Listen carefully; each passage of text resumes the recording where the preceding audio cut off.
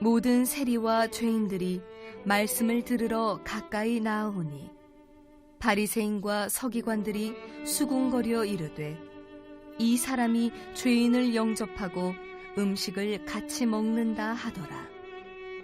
예수께서 그들에게 이 비유로 이르시되 너희 중에 어떤 사람이 양 100마리가 있는데 그 중에 하나를 잃으면 99마리를 들에 두고 그 잃은 것을 찾아내기까지 찾아다니지 아니하겠느냐. 또 찾아낸즉 즐거워 어깨에 메고 집에 와서 그 벗과 이웃을 불러 모으고 말하되 나와 함께 즐기자. 나의 잃은 양을 찾아내었노라 하리라. 내가 너희에게 이르노니 이와 같이 죄인 한 사람이 회개하면 하늘에서는 회개할 것 없는 의인 99으로 말미암아 기뻐하는 것보다 더하리라. 중에 조은파라는 분이 계십니다. 이 조은파라는 분은 연세 드신 분들은 아마 많이 좀 아실 건데요. 유명한 노래를 많이 작곡했습니다. 아내에게 바치는 노래, 날개, 옥경이, 칠갑산, 연안부두. 한 번씩 아마 여러분들 불러보셨거나 많이 들어보셨던 그러한 여러분 아마 노래들입니다. 이러한 주옥 같은 많은 곡들을 작곡하신 분이 이 조은파 선생님이신데요. 사진 한번 띄워주시겠어요? 이 조은파 선생님이 원래 무신론자, 원래 예수님을 믿지 않았습니다. 그는요, 어머니가 독실한 기독교인이었고 자기 여동생들도 독실한 기독교인들이었는데 계속 전도를 했지만 자기는 이 종교라는 것이 연약한 사람들만 믿는 것이고 뭔가 좀 부족한 사람들이 믿는 거지 나는 필요 없어 라고 생각을 했었습니다. 자, 그러다가 어느 날 자신이 예수님을 영접했던 한 사건이 일어납니다. 아버님이 참 건강하셨는데 아버님이 교통사고로 돌아가신 거예요. 그러면서 그가 이 죽음이라는 것이 이게 멀리 있는 게 아니구나. 정말 건강하시고 크게 보이셨던 아버지가 하루아침에 죽음을 맞이하는 것을 보면서 죽음이란 뭘까? 죽음 뒤에 뭐가 있을까? 인생이란 뭘까? 이런 고민에 빠지게 됩니다. 자, 그러다가 그가 80년대 초반에 가족들과 좀 떨어져서 이제 서울에서 작업을 많이 하면서 가족과 떨어져서 하숙을 하고 있었는데 그 하숙집 주인이 그 주인 어른이 모교회 큰 교회 장로님이셨어요. 그래서 참 평소에 좀 친절하게 그렇게 대해주셨는데 자, 어느 날이었습니다. 어느 날 밤에 잠이 안 와서 새벽에 좀 잠이 깼습니다. 그래서 화장실을 좀 가야 되겠다 싶어서 화장실을 가는 중인데 주인집에서 뭔가 소리가 들려요. 막 울면서 무슨 소리가 들려서 무슨 일이 있나 싶어서 이제 주인집 가까이 가서 귀를 좀 기울였어요. 그랬더니 자기 이야기를 하는 거예요. 그 장로님이 주인이 그 새벽에 울면서 자기 구원 좀 시켜달라고 자기 기도를 하는 거예요. 하나님, 우리 옆집에 지금 새들어 사는 조은파 선생님이 계신데 저분 꼭 예수 믿고 꼭 좀 천국 가게 해주세요 하면서 울면서 기도하는데 자기가 감동을 받은 거예요.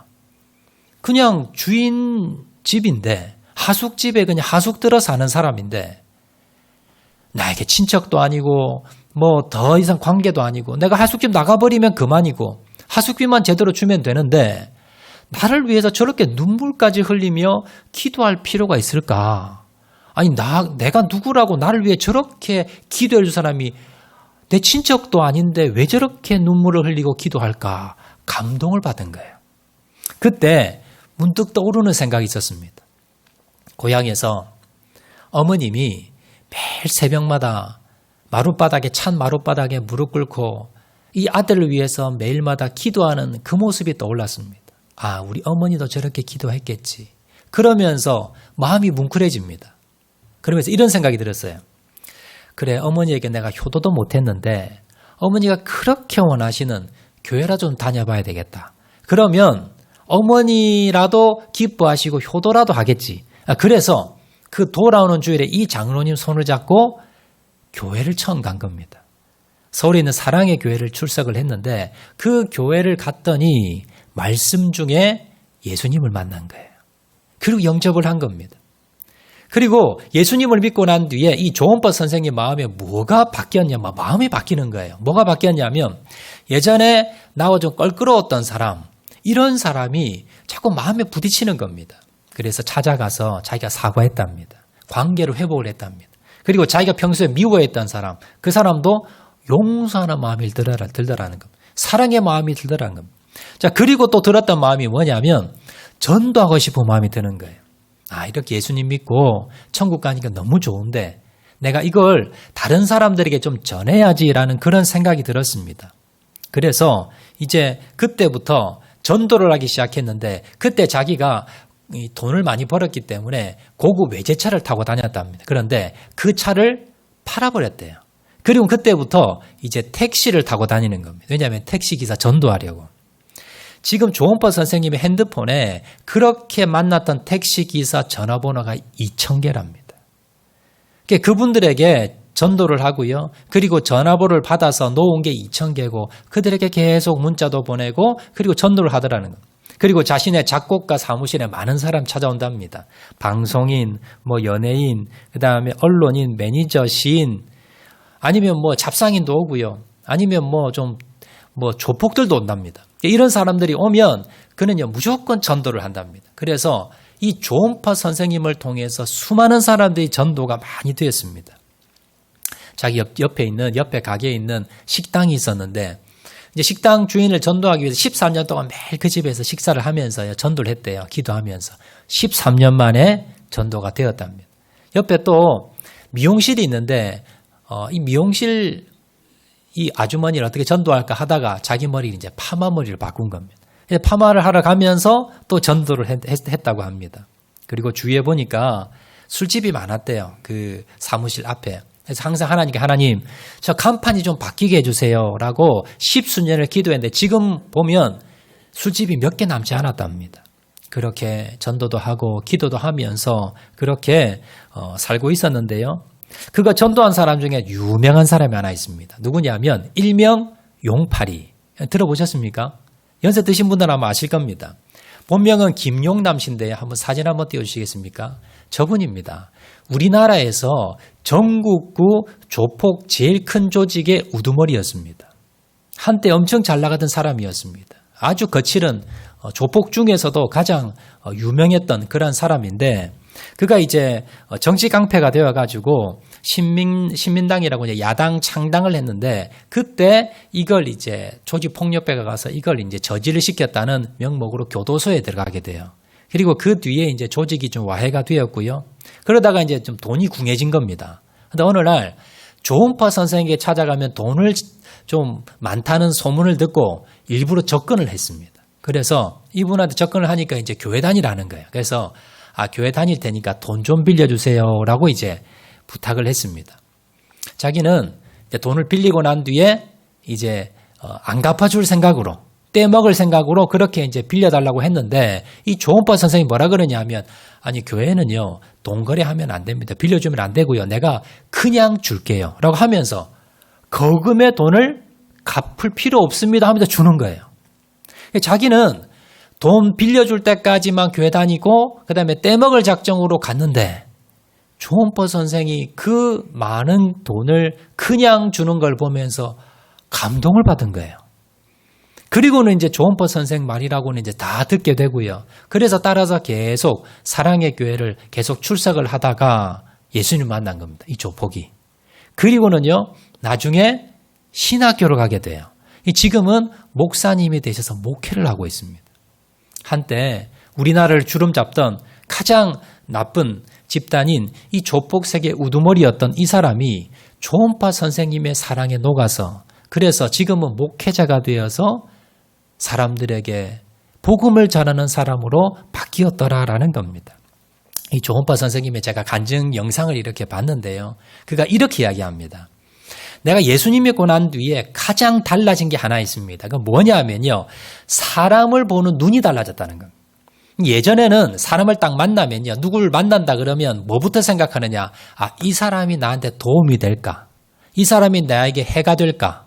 한마디로 이 사람 만나서 내가 좀 돈이 되면 이 사람 만나고요. 이 사람 만나서 돈이 안 되면 피했답니다.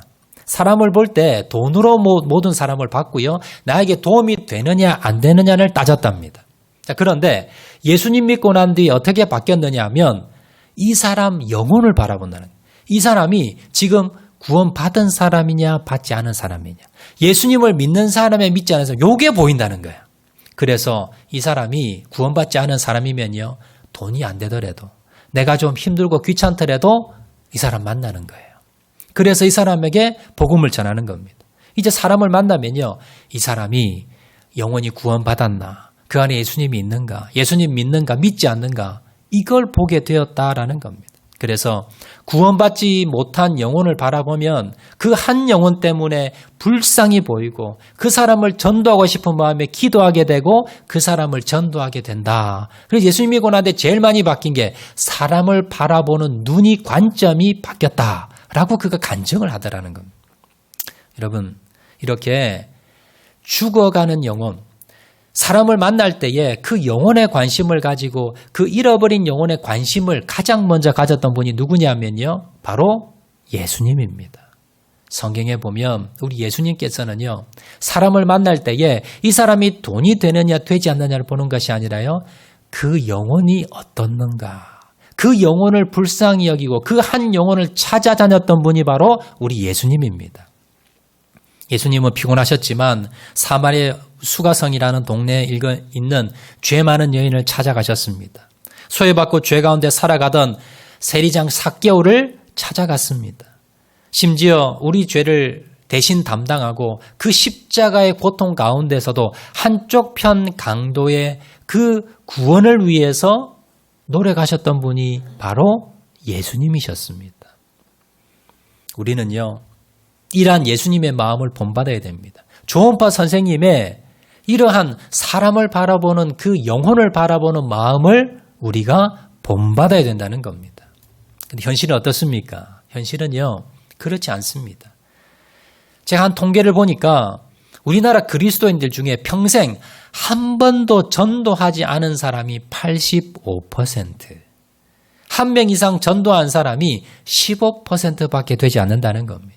이건요, 개인적으로 특별한 환경이 있을 수 있지만, 그러나 영혼에 대한 긍휼한 마음, 불쌍히 여기는 마음, 전도하고 싶은 마음이 없다는 그러한 증거다라는 겁니다. 자, 그런데 더 안타까운 것은요, 코로나가 시작이 되면서 점점점 더 힘들어졌습니다.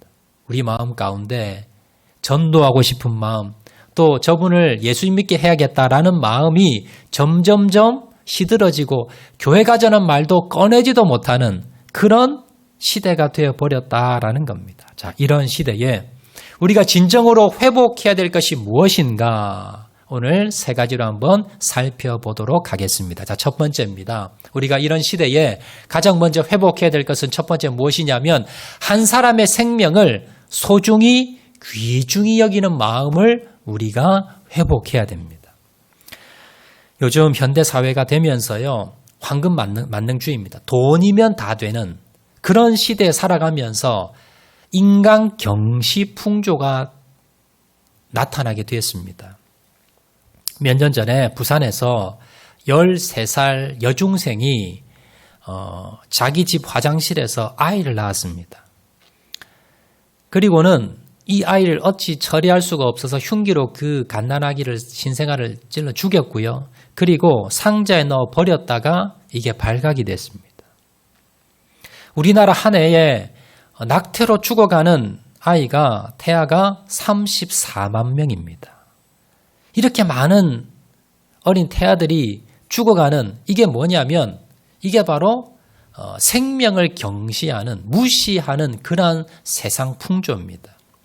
또한요, 경찰청에 따르면은 우리나라 5대 범죄가 있습니다. 살인, 강도, 성범죄, 절도, 폭행입니다. 이 5가지 5대 범죄가 얼마나 많이 일어나느냐? 54초마다 한 건씩, 거의 1분마다 한 건씩 이런 범죄가 일어난다는 겁니다. 점점 더 늘어난답니다. 여러분, 왜 사람들이 범죄를 저지를까요? 상대편에 대해서 소중히 여기지 않는 겁니다. 상대편을 폭행하고요. 그리고 강도를 저지르고, 그리고 여러분 살인을 저지르고 성폭행을 하고 절도를 하고, 다른 사람의 생명을 소중히 여기지 않기 때문에 다른 사람에게 이런 범죄를 저지르게 되더라라는 겁니다. 여러분, 이건요, 오늘날 이 시대만 그런 것이 아니라 예수님 공생의 당시에도 아마 그랬던 것 같습니다. 특별히 서기관과 바리새인들은 사람들을 차별을 했습니다. 사람들을 똑같이 보는 것이 아니라 어떤 사람들은 사람으로 보고 어떤 사람들은 사람 취급을 하지 않았습니다. 자, 어떤 사람이냐면요, 로마 식민지였기 때문에 로마에 세금을 걷어서 로마에 바치는 세리들, 그리고 바람을 피우는 여자들이나 몸을 팔아 먹고 사는 여인들, 그리고 귀신 들린 사람, 나병 환자, 안전뱅이, 눈먼자, 혈루증, 중풍병자, 귀머거리 등 장애우들, 이런 사람들은 사람 취급을 하지 않았습니다. 상종을 하지 않았습니다. 그런데 예수님은 어떻습니까? 이런 자들을 찾아다닌 겁니다. 이런 사람들을 찾아다니고 그 사람들을 위로해주고 치료해주고 그런 사역을 하셨다는 겁니다. 영혼을 사랑했기 때문에. 자, 이런 예수님을 보고 이 서기관과 바리새인들이 뭐라 그랬는가? 오늘 보면 2절입니다. 2절에 보시면 바리새인과 서기관들이 수군거려 이르되 이 사람이 죄인을 영접하고 음식을 같이 먹는다 하더라. 수군했다는 건 비난했다는 겁니다. 욕을 했다는 겁니다. 뭐라 욕을 했습니까?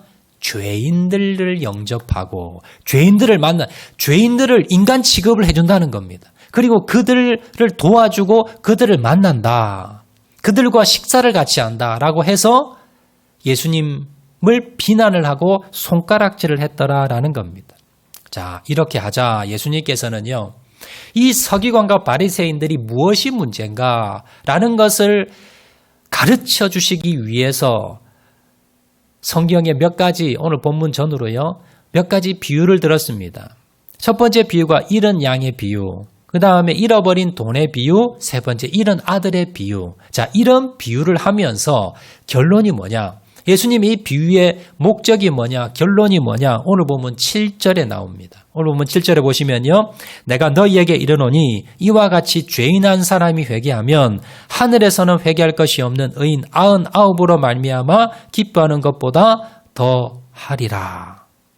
왜 예수님이 죄인을 찾아갔느냐? 그 죄인을 한 영혼으로 바라보고 저 죄인이야 라고 상종하지 않은 것이 아니라 저 영혼을 불쌍히 여기고 사랑했기 때문에 그 영혼을 변화시켜서 구원받게 하기 위해서 예수님이 찾아가셨다는 겁니다. 그리고 그 사람들을 구원시키는 것이 이것이 옳은 일이라는 겁니다. 그걸 비유로 말씀해 주셨더라라는 겁니다.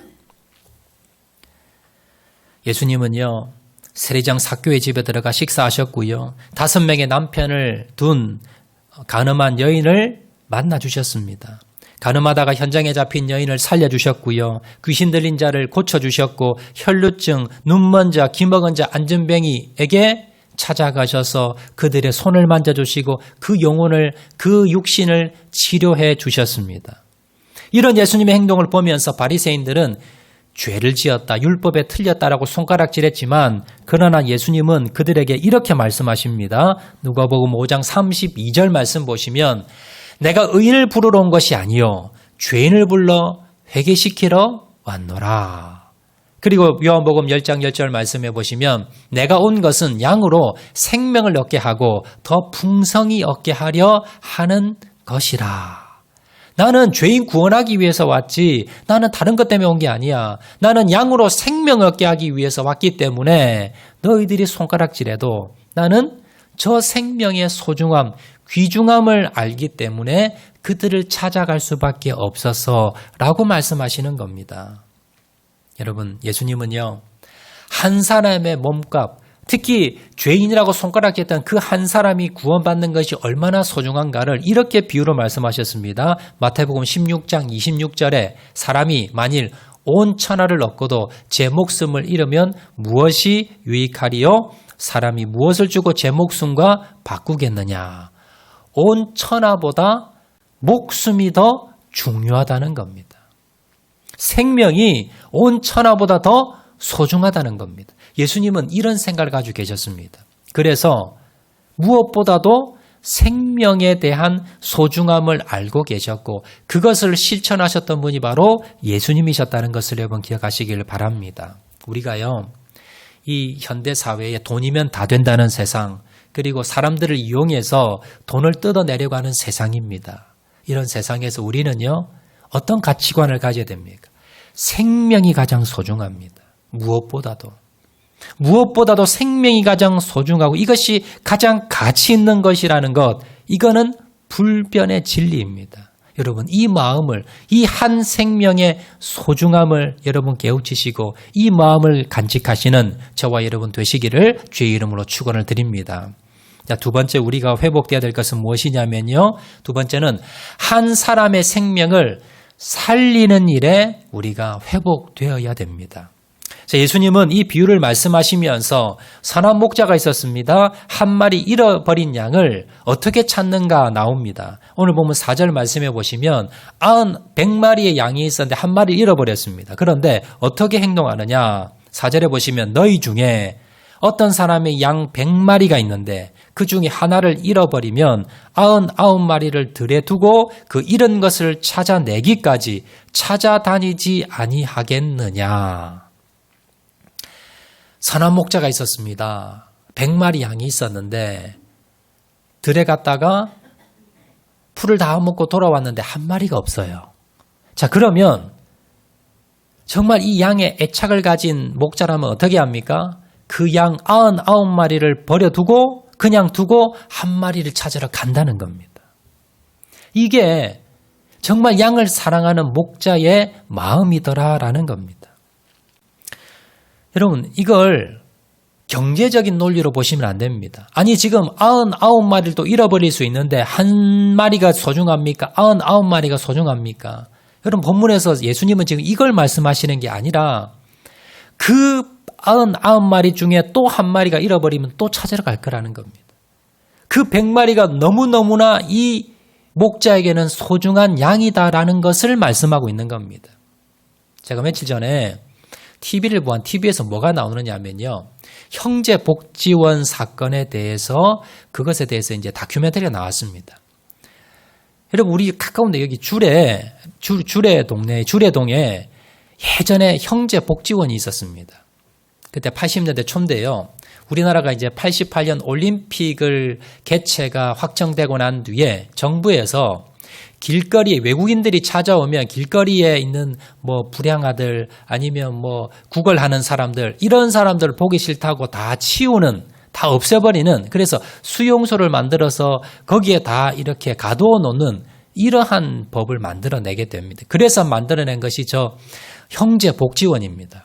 그곳에 이제 복지원이라고 해서 이제 그 건물을 만들고 난 뒤에요. 그리고 길거리에서 뭐 불량아들 아니면 뭐 구걸하는 사람들 이런 사람들 보기에 별로 그렇게 좋지 못한 이러한 사람들을 잡아다 거기서 가둬 놓고 강제 노역을 시키고 정부에서 돈을 받아먹는 그런 나쁜 짓을 했습니다. 근데 문제는요. 불량아들이 아닌 부모들이 있고 정상적인 아이들도 그냥 납치해서 데려갔다는 겁니다. 그때 경찰들이나 아니면은 그 공무원들에게 한 명당 얼마씩의 가산점을 줬답니다. 그래서 닥치는 대로 잡아다가 이 형제복지원에 수천 명을 가두었는데 그 중에 미성년자가 3분의 1, 500여 명이 넘는 어린 아이들이 잡혀왔는데 그 중에 한 여인이 있었습니다. 그때 어린 아이였죠. 초등학생. 근데 길거리에서 이제 집 앞에서 놀다가 납치가 된 거예요. 그래서 형제복지원에 감금이 된 겁니다. 부모님도 다 있고 불량아도 아닌데. 그래서 거기에서 물이 얼마나 있었느냐? 8년이나 있었다는 겁니다. 그래서 그 형제복지원이 이제 없어지고 난 뒤에 그 뒤에 다른 고아원으로 가서 이제 시설에 있었는데 8년 만에 아버지가 찾아온 겁니다. 아버지가 찾아와서 이제 딸이 여기 있다는 것을 이제 수소문 그때 알아서 이제 찾아왔는데 그 딸이 아버지를 보자마자 했던 첫 번째 말, 아빠, 왜 이제와 찾아왔어요? 아빠 왜 8년 만에 나를 왜 지금까지 찾지 않고 8년 만에 나를 찾아왔어요? 라고 아버지에게 원망을 했대요. 그때 아버지가 하는 말이 얘야 내가 8년 동안 단 하루도 빠짐없이 전국에 모든 시설과 구원을 찾아다니면서 너를 찾아다녔다. 그러다가 오늘 내가 너를 만난 거야. 알고 봤더니요. 아버지는 직장도 내팽개치고 집에 있는 가족들도 버려두고요. 오직 이 딸을 찾기 위해서 8년 동안 하루도 빠짐없이 전국의 모든 시설과 교도소를 아니면 그 고아원을 찾아다니면서 이 딸을 찾아다닌 겁니다. 여러분, 이게 아버지의 마음입니다. 내 딸이 지금 어디 있을까? 어디 누구 나쁜 사람에게 잡혀가서 지금 해코지 당하지는 않는가? 어디서 지금 눈물 흘리고 있지 않는가? 그 딸을 생각하면 밤에 잠이 오지 않아요. 그래서 8년 동안을 하루도 빠짐없이 찾아다녔다는 겁니다. 그 아버지가. 여러분, 우리도 마찬가지입니다. 우리 예수님께서 아마 그런 마음일 거예요. 우리 예수님의 마음이 정말 오늘도 길을 잃고 그리고 영혼, 방황하는 그 영혼들을 찾아 나서며 오늘 본문에 나오는 이 선한 목자처럼 그렇게 잃어버린 한 양을 찾아다니는 마음, 이 마음이 바로 예수님의 마음이요. 또 우리가 본받아야 될 마음이고 우리의 모습이라는 걸 여러분 기억하시길 바랍니다. 정말로 영원 사랑의 마음이 있다면요. 우리가 오늘 본문의 이 비유처럼 그 한 마리 잃어버린 양을 위해서 찾아다니는 수고를 해야 된다는 겁니다. 사랑의 교회에 이재명이라는 집사님이 계십니다. 이 집사님이 어느 날 TV를 보다가 충격적인 내용이 나오는 겁니다. 지존파라고 하는 사람들이 나오는데 아무 연고도 없는 사람을 잡아다가 그냥 큰 좋은 자동차를 타고 다닌다는 이유로 잡아다가 이 사람을 죽이고 소각하고 인육까지 먹었다는 겁니다. 사람으로서 하지 못할 정말 인간으로서 정말 파렴치한 그런 범죄자들입니다. 우리나라 모두가 경악했고요. 그리고 모든 대한민국 국민들이 손가락질했습니다. 죽여야 된다. 저게 사람이냐? 저게 인간이냐? 그런데요. 이 이재명 집사님이 뉴스를 통해서 TV를 보다가 그 사람들을 보는데 영혼이 보인 겁니다. 모든 사람들이 욕하고 손가락질하는데 그 불쌍한 영혼이 보인 거예요. 그래서 그 영혼이 너무나 불쌍해 보여서 그냥 가만히 있지를 못한 겁니다. 그래서 그때부터요. 교도소에 편지를 보냅니다. 그 지존파 사람들에게. 그리고 찾아가서요. 전도를 합니다. 그리고 그들에게 영치금을 넣어주고 계속 수십 번을 찾아간 겁니다. 그렇게 찾아가다가 결국 이들이 예수님을 영접하게 됩니다. 두목격이었던 김기환이라는 사람이 있습니다. 이 사람이요. 이 집사님의 그 사랑 때문에 예수님을 영접했습니다. 그리고는요. 사형을 언도받는 날 그가 하나님 앞에 감사하면서 그러면서 하나님 천국으로 갔습니다. 여러분, 우리도 마찬가지입니다. 어떻게 이 이재명 집사님이 이 지존파를 전도할 수 있었을까요? 인간으로 본다면 너무나 파렴치한 정말 벌을 받아도 마땅한 사람입니다. 그렇지만요. 그 영혼을 본 겁니다. 영혼을 긍휼히 여기고 사랑하고 그들을 위해서 헌신한 겁니다. 누구처럼요? 예수님처럼. 그렇게 했을 때에 그 영혼이 구원받았다는 사실을 여러분 기억하시기를 바랍니다. 사도 바울도 마찬가지입니다. 사도 바울은요. 죽어가는 생명을 살리기 위해서 옥에도 갇히고 매도 수없이 맞고 여러 번 죽을 뻔하고 유대인들에게 40에 하나 감한매를 5번이나 맞았고 돌로 맞고 3번 파선하고 강의 위험과 강도의 위험과 동족의 위험과 이방인의 위험과 신의 위험과 광야의 위험과 바다의 위험과 거짓 형제 위험을 받았습니다. 왜요? 잃어버린 영혼을 구원하기 위해서. 여러분 어떻습니까? 여러분은 그 잃어버린 영혼을 위해서 무엇을 희생하고 무엇을 헌신하셨습니까? 우리가 이 잃어버린 영혼들을 위해서 찾아 나서고 그리고 그들을 구원하는 일을 회복하시기를 주의 이름으로 축원을 드립니다. 자, 3번째입니다. 우리가 무엇을 회복해야 되느냐? 3번째, 한 사람의 생명이 돌아오면요. 기뻐하는 마음을 회복해야 됩니다. 오늘 본문에 보시면 이 선한 목자가 밤새도록 찾아다니다가 이 한 마리 잃어버린 양을 찾았습니다. 자, 그때 어떻게 행동하느냐? 오늘 보면 5절, 6절 말씀입니다. 또 찾아낸 즉 즐거워 어깨에 메고 집에 와서 그 벗과 이웃을 불러 모으고 말하되 나와 함께 즐기자 나의 잃은 양을 찾아내었노라 하리라. 그가 이 양을 찾아다니면서 너무 지쳤습니다. 그런데 이 양을 찾아 어떻게 합니까? 어깨에 맵니다. 아무리 새끼 어린 양이라 하더라도 엄청 무겁습니다. 너무 기분이 좋아서 그 양을 어깨에 메고 와서 또 어떻게 합니까? 이웃 사람들을 불러 모으고 잔치를 벌립니다. 아마 양 한 마리 값보다 더 많은 돈이 들을 수도 있었습니다. 그런데 왜 그 돈을 씁니까?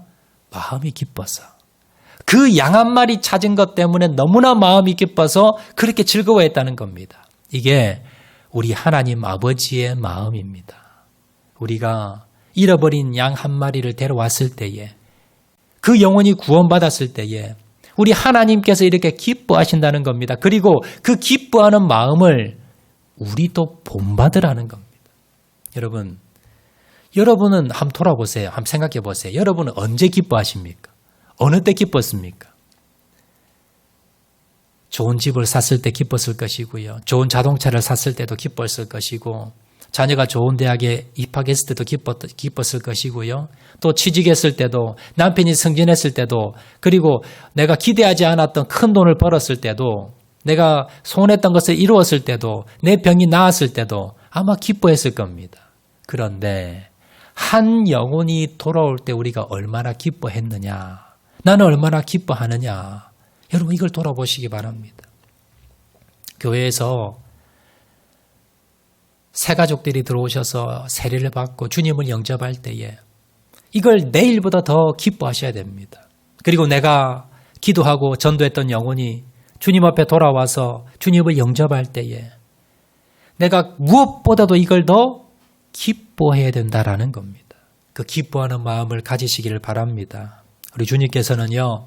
한 영혼을 어떻게 바라보시는가? 스바냐 3장 17절에 이렇게 기록합니다.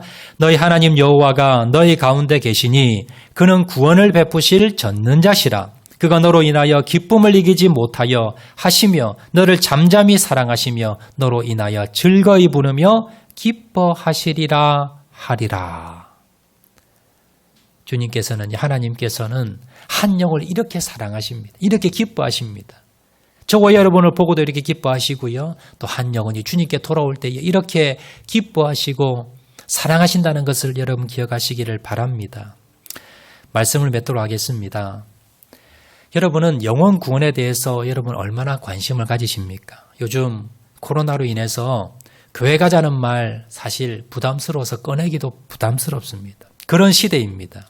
자, 그렇지만 우리가 영혼 사랑하는 마음이 식어져서는 안 됩니다. 이런 시대에 더욱더 영혼을 사랑하는 마음을 가지시고요. 그리고 그 영혼을 위해서 기도하시기 바랍니다. 이럴 때 우리가 무엇을 회복해야 됩니까? 첫 번째, 한 영혼의 생명을 소중히 여기는 일, 사랑하는 일을 회복해야 됩니다. 한 영혼의 생명을 살리는 일에 여러분 회복하셔야 됩니다.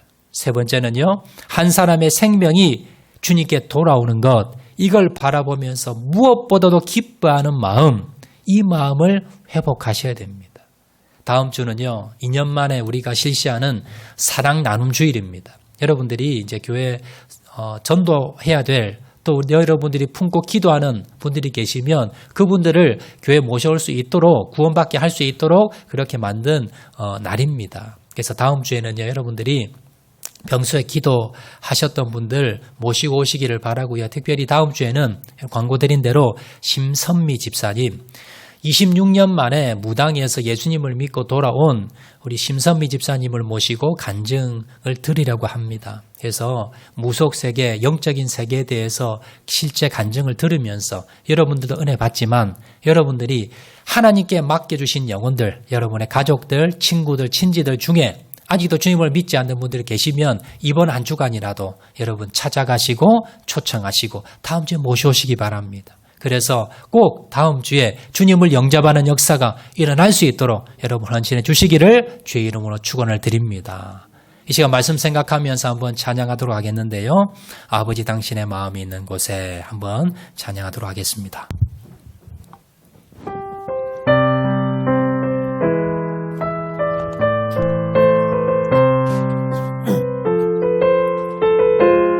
아버지 당신의 마음이 있는 곳에 아버지 당신의 마음이 있는 곳에 나의 마음이 있기를 원해요. 아버지 당신의 눈물이 고인 곳에 나의 눈물이 고이길 원해요.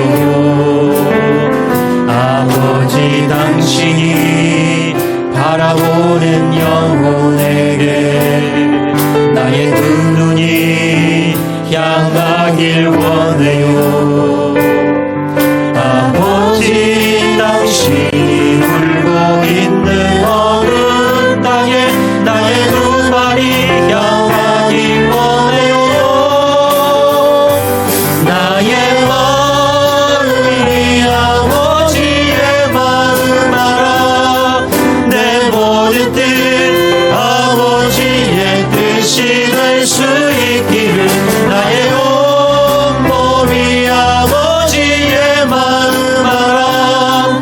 내 모든 삶 당신의 삶. 처음부터 다시 한번 찬양합니다. 아버지